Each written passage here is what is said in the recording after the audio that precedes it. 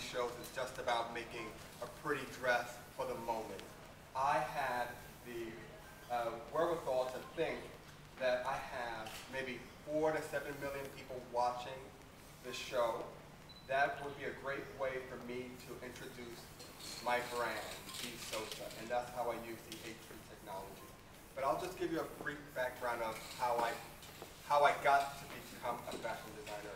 I grew up in New York in the 70s when New York was thought of as a really rough and tumble kind of city. And actually graffiti was it started in New York in the 70s. I remember a lot of friends, that was their first form of art, was graffiti. So in the back of my mind and my development, I've always been attracted to the immediacy of graffiti, how it is for the people and to be enjoyed by the people. And I've always thought of that and how colors interact and make people feel. I've always designed in color. As you can see in the screens, some of the images are of my work and some of them are of my time at Project Runway. But I started as an artist just because I was a very shy and timid child. I used to stutter, I used to have a lisp, and I would not speak to anyone. But I had an amazing teacher when I was 8 years old who gave me a box of crayons.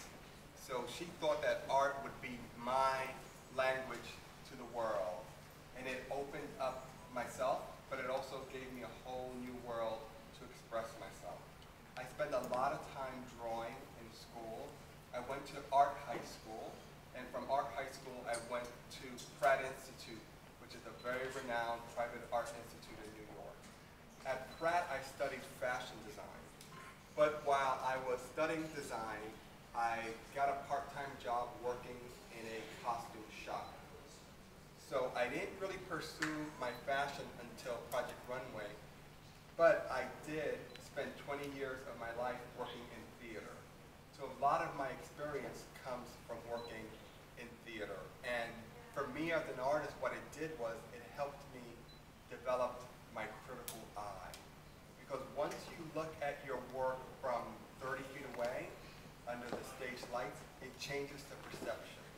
Fashion is very immediate, it's in your face, it's right there in front of you, while theater, you have a different perspective. And I applied that perspective into my fashion. And I was lucky enough to be selected to be part of the season 7 of Project Runway. Once I did that, my entire life changed. You don't understand the microscope that you are under until you do reality TV. I wasn't prepared for it, but I welcomed it. I mean, it's to a point that, and I was telling Monica, sometimes I'm a New Yorker. I could be a little rough around the edges, and New York is a tough town, but it's a wonderful town. And when I'm having my hardest day, I will have a parent or a young girl or young kid tell me, "You inspired me. You helped me figure out what it is I want to do." Because as an artist, one of the first things that I learned, well not I learned, one of the first things you would hear is, how are you going to pay your rent? How are you going to make money? They don't think that art is viable. And I'm here to tell you that yes, you can pay your bills, you can make a living, and a lot of it now has to do with technology. I can be at my home, in my kitchen, and I can design my prints, I can send them out to be printed, I can design my entire line on a laptop, and I am not a corporation yet.